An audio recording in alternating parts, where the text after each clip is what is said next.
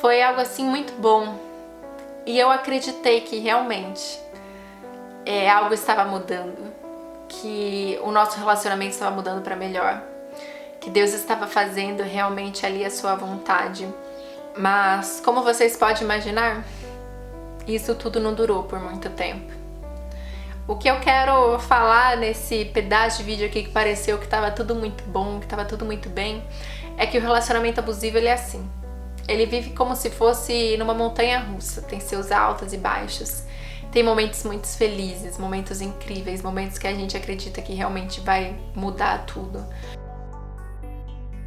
A paz do Senhor, príncipes e princesas de Cristo, tudo bem com vocês? Mais uma parte do meu testemunho aqui no canal. E antes de qualquer coisa, eu gostaria de falar algo pra vocês.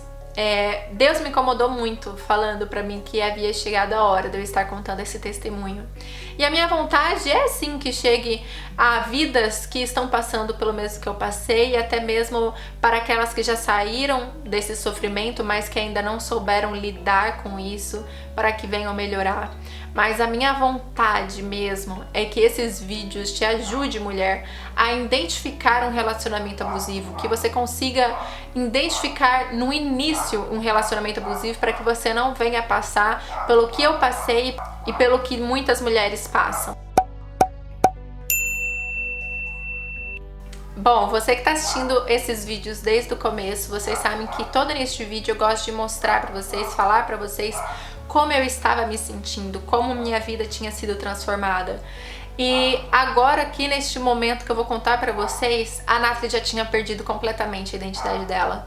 Eu não era mais risonha, eu não era mais brincalhona, eu era uma pessoa fechada, eu não conversava com mais ninguém. As pessoas até me perguntavam se eu era tímida, se eu era daquele jeito mesmo, ou por que eu não gostava de conversar, sendo que a Nathalie, gente, nunca foi assim. Eu amo conversar, quem me conhece sabe disso. E então ele começou a implicar com tudo que eu fazia, gente. Eu não sei se ele mascarava os ciúmes que ele sentia nas coisas que eu fazia pra demonstrar que ele estava bravo comigo, ou até mesmo começava a me zoar pra me diminuir. Ele zoava comigo da minha postura, ele zoava comigo da forma que eu corria. Sempre quando eu corria, eu tinha vergonha de correr na frente dele, porque ele sempre ia fazer brincadeirinhas sem graças. Na hora que eu ia comer, ele ficava me criticando da forma que eu comia.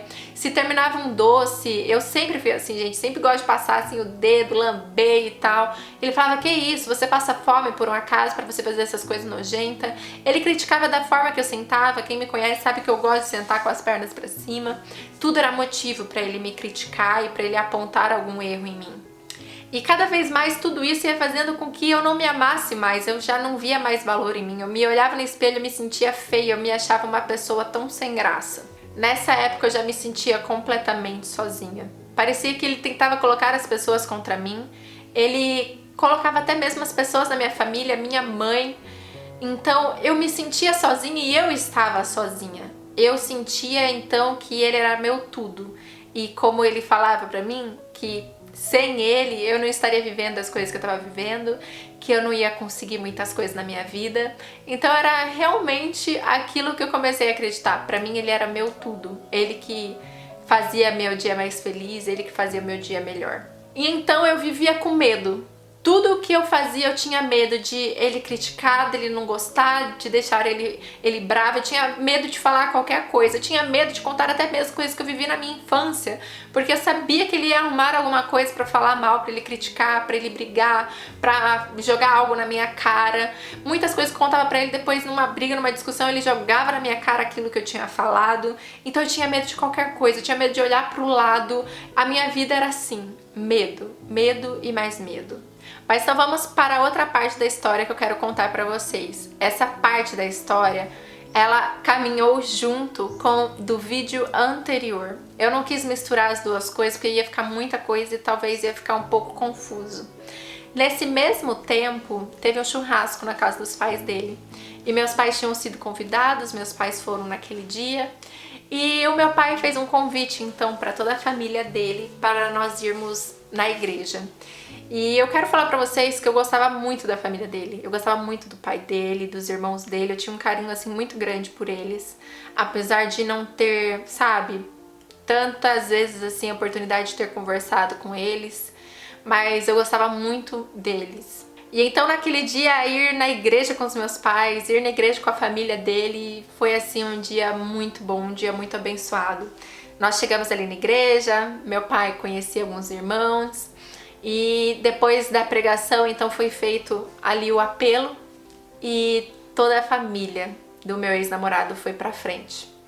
E eu, no mesmo momento, também fui junto com eles, todos nós emocionados, chorando, e foi um momento assim de grande alegria.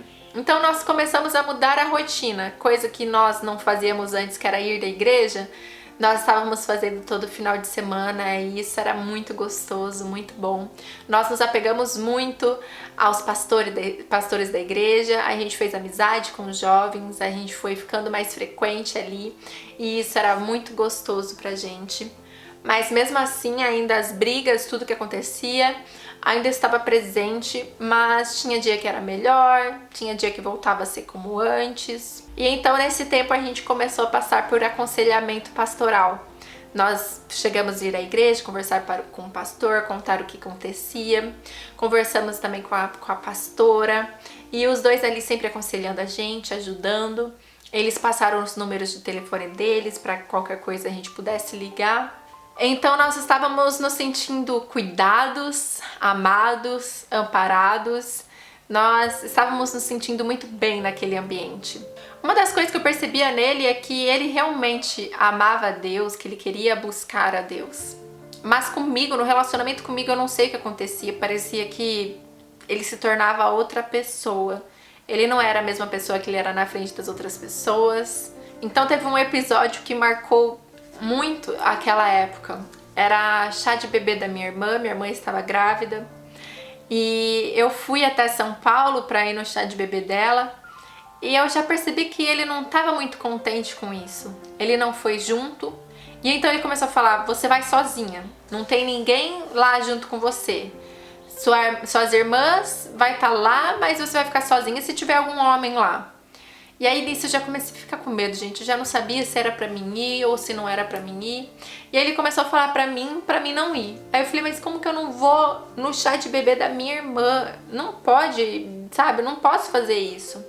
Então eu fui, mas eu fui com aquele medo. Gente, assim que eu entrei no carro dos meus pais, ele já começou a me ligar, começou a brigar comigo, começou a jogar coisas na minha cara, começou a falar aquelas palavras duras novamente. Eu cheguei no chá de bebê da minha irmã, eu não conseguia aproveitar, eu não conseguia viver o momento porque ele não parava de me ligar. E então eu me lembrei que os pastores tinham me dado o telefone deles, eu liguei pra eles, falei tudo o que estava acontecendo e o pastor falou pra mim, Nathalie, fica em paz, eu vou ligar pra ele, eu vou conversar, aproveita aí sua família, aproveita a festa, que vai ficar tudo bem. E então eu fiquei muito feliz, né, por saber que tinha alguém ali se importando realmente com a gente. Voltei então da viagem, fui pra casa dele e sempre era assim, um dia bom, um dia ruim. Até que ele decidiu se batizar e tava todo mundo feliz, a família dele, a minha família, eu tava muito feliz por isso. E ele se batizou, foi um dia muito lindo, um dia muito alegre, mas eu preciso falar pra vocês que nós vivíamos uma vida de pecado. E eu vivia nessa vida de pecado, gente, porque eu queria me sentir amada, eu queria sentir que ele gostava de mim, mas eu sabia que isso não era certo. Tanto que todas as vezes que nós caíamos em pecado, eu me sentia mal, eu orava. E ele sempre falava pra mim, não adianta você orar, não adianta você ler a Bíblia. E ele tinha muito costume de falar pra mim, eu sei que eu destruí a sua vida, eu sei que você pensa que eu destruí a sua vida. Você era filha de pastor, você era princesinha do pai e agora você tá vivendo todas essas coisas. Parecia que era o próprio inimigo que usava a boca dele pra falar essas coisas. Mas aí então aconteceu aquele incidente da costela que eu contei pra vocês no vídeo anterior. E a partir daquele dia parece que ele mudou comigo, ele tinha um carinho maior por mim e a gente sempre ali tentava fazer com que desse certo. Eu tô tentando resumir ao máximo pra vocês. No livro eu tenho contado assim de uma forma tão diferente, uma história realmente, parece que vocês até conseguem ver as cenas. Mas aqui eu tô tentando resumir. Mas dentro desses períodos, gente, que eu tô contando pra vocês, nós terminamos várias vezes e voltamos várias vezes. E uma das coisas que ele sempre falava pra mim, quando eu falava, não, então a gente precisa terminar porque isso não tá certo, ele falava pra mim, Nathalie, põe na balança. O que pesa mais, as coisas ruins ou as coisas boas? E eu nunca respondia, gente. Porque na minha cabeça eu sempre pensava, as coisas ruins estão pesando mais. Mas eu acabava que eu nunca falava nada. E então chegou o fim de ano e eu fiz uma viagem com os meus pais, fui ver a minha avó, fui ver meus tios.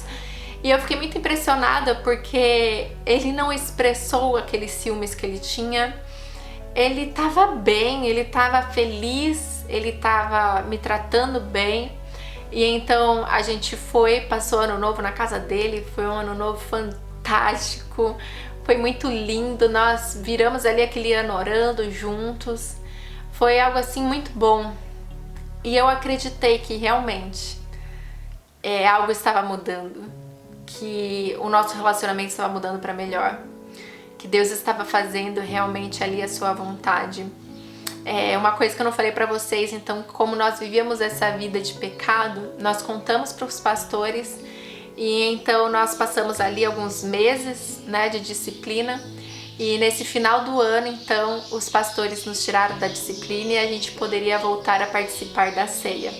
Então, tudo estava muito bom, tudo estava muito feliz pra gente. Mas, como vocês podem imaginar, isso tudo não durou por muito tempo. O que eu quero falar nesse pedaço de vídeo aqui que pareceu que estava tudo muito bom, que estava tudo muito bem, é que o relacionamento abusivo ele é assim. Ele vive como se fosse numa montanha russa, tem seus altos e baixos, tem momentos muito felizes, momentos incríveis, momentos que a gente acredita que realmente vai mudar tudo. Gente, eu contei só mais uma parte do meu testemunho então, mas semana que vem eu volto com mais uma parte e com uma reviravolta. com uma parte que sem dúvida foi uma das partes assim que eu achei que eu ia morrer realmente. Mas então é isso, gente. Espero muito que vocês tenham gostado desse vídeo. Compartilhe esse vídeo para que nós possamos ajudar cada vez mais mulheres a saírem de uma vida assim e também para que mulheres não passem por isso. Espero muito que você tenha gostado desse vídeo. Então, se você gostou, deixa aí o like. Se você é novo por aqui também, já chega aí se inscrevendo e também confere os outros vídeos aqui para vocês conseguirem entender tudo que eu contei aqui hoje. Que Deus abençoe vocês. Até o próximo vídeo e tchau, tchau!